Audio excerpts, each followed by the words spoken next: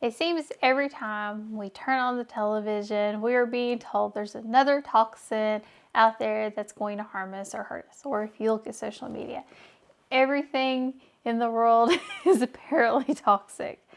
And I will tell you, we have been on the journey for a few years of trying to live a more non-toxic, toxic-free lifestyle.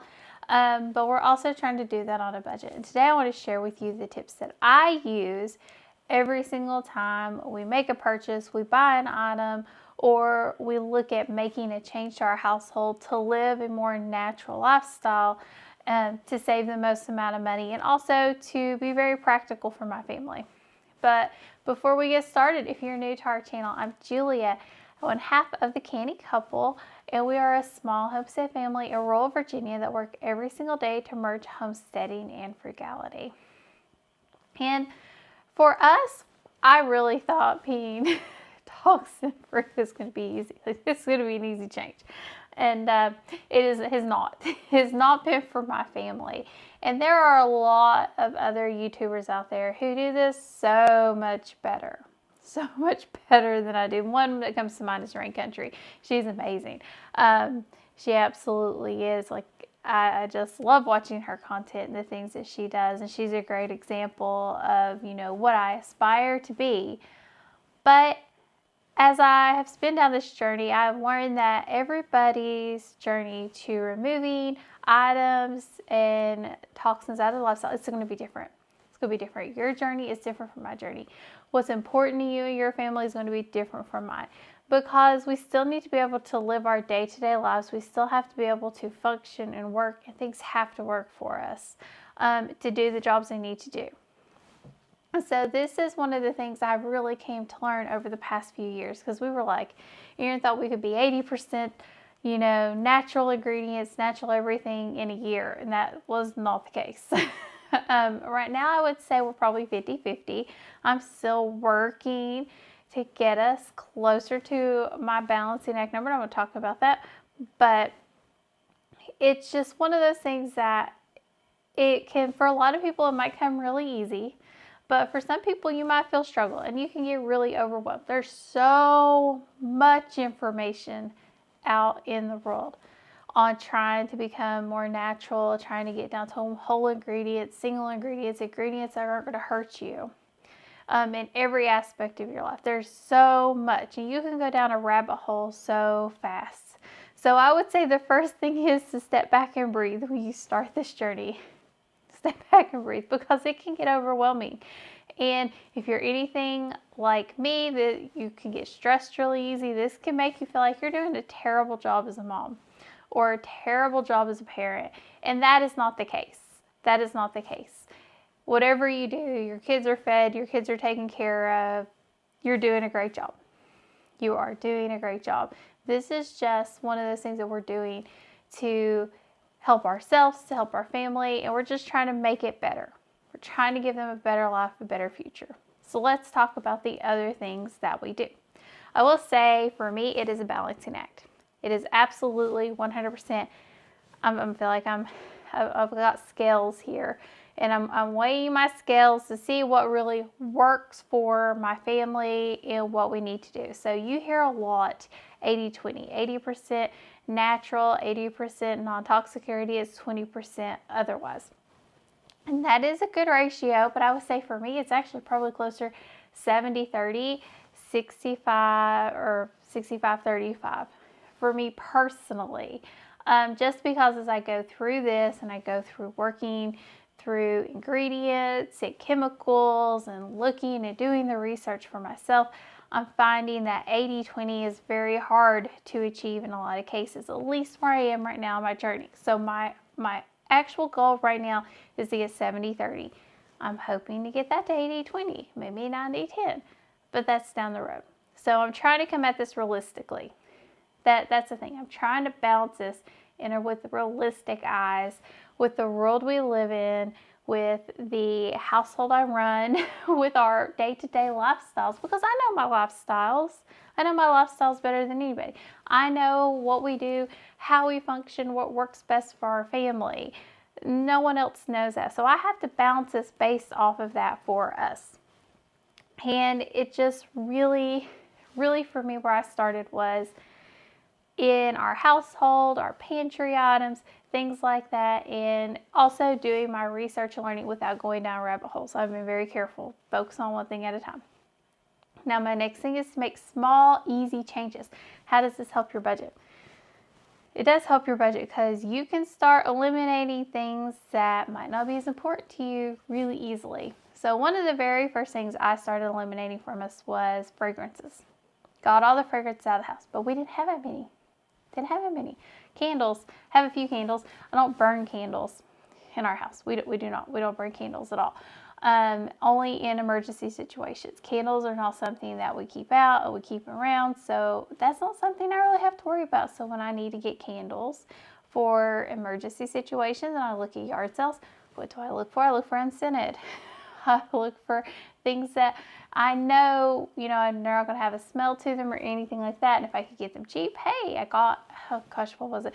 About last year, I got a whole stack of them for $1 of just tall taper candles, things of that nature. Cookware. I needed new cookware. I already needed it. It was on my list. It was on my budget. This was an easy change for me to make. I can make that shift because I know I need it, and it's a small change. And then I just changed it from being what I would normally have gotten, the non-stick. I went to something else that's not. And that worked well for us. So look around your house, be like, okay, what's around my home that, I really shouldn't be having, should be using because of whatever reason, whatever chemicals are in it, or I want to get rid of it. What's an easy thing we can just go ahead and either stop, take it out, that means it's something you're not buying anymore. You're not making those purchases, so that's going to save you some money. And I know these things have gotten expensive. Oh, they've gotten expensive. Like if you go down the cleaning aisle or the candle aisle, I see candles now going $15, $20. I always look at them because my mom likes candles. I always look at candles to see if that's a good gift for her. On clearance, they're $20, and I'm just like, oh, and they're just teeny tiny things. And I'm just like, I can't even imagine trying to buy these things when they're not on sale. So these things have gotten really expensive. If you can start shifting them out of your day-to-day usage or, replacing them with something else, that's the next thing. Use what you have and replace it with better options after they're gone. So I have done this with all of our shampoo, our conditioners, our body washes for the most part, and I'll talk about that here a little later. I have replaced most of them with things that are better options for us compared to what we were using before. One of the things I personally look for when I'm making those replacements, how many ingredients are in them. If it's got 100 ingredients, I will usually just get by because I don't have the time to research 100 different ingredients. I really don't. So I look at how many ingredients, I look to see if it's a few, and then I go through and I kind of look at the ingredients, make my own determination. Will this work for my family? Will it not?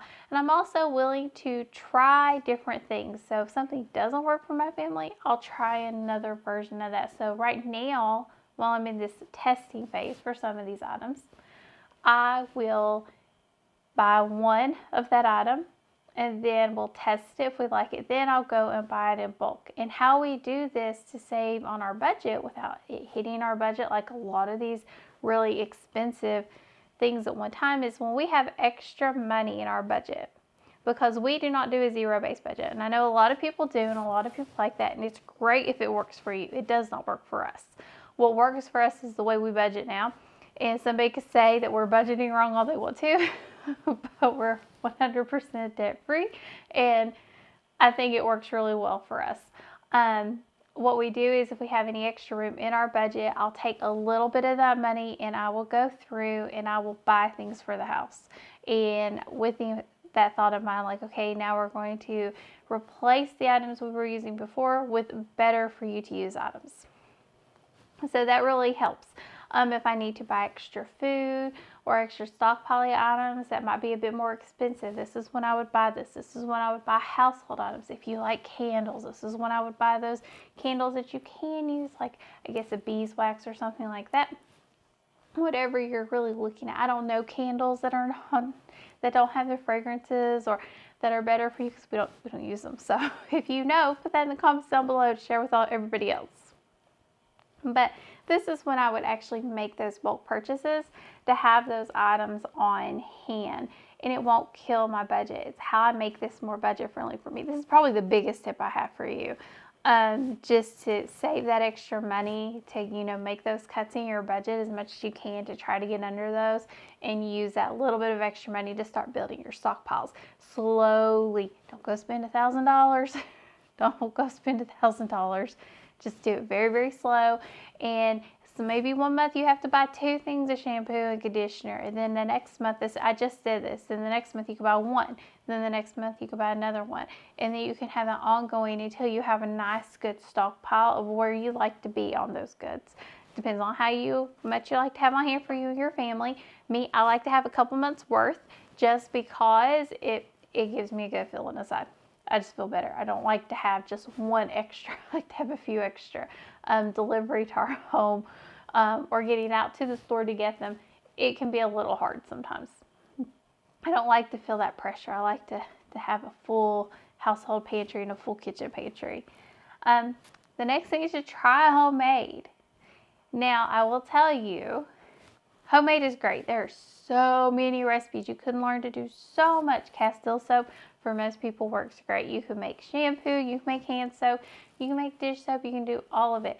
Now, I will, laundry detergent, everything. I have a video out there on how I make homemade laundry detergent. It works really, really well. We still use that to this day, especially for our downstairs washing machine. But I'm going to tell you, you need to come into this with low expectations on how this is actually going to work. Because I've had some struggles with some of these homemade, natural, single ingredient or, more non-toxic ingredient items. So a big example for me was deodorant. I made homemade deodorant. Used a recipe from somebody I trust. I really trust them. They know what they're talking about. They do it all the time. And it set my skin on fire. It took me over a month to recover from using this deodorant. I realized this does not work for me. It does not work. It was too harsh on my skin. It hurt my skin, and my skin could not actually take that kind of deodorant. So we had to actually go to something else that was not as harsh on my skin. And we had to try a few different ones to find the one that worked for me as well. And so this is something to really be careful about, and make small batches. Don't make a huge batch, do little bitty batches. And then if it really works for you, go on. I'll also say another thing we have struggled with in our house, I love Castile soap. Love it. I think it's a great product, but it doesn't seem to do as good of a job for me as it does for other people. And I know this because it seems like my water, where it's really, really hard, I just struggle with it a lot. So that's one of those things that I have a hard time, shifting to, is Castile soap, because that was one of my goals. We were to have a whole cabinet full of Castile soap, and then it didn't really work for us as well as I thought it would. So I'm glad I only bought a handful of it.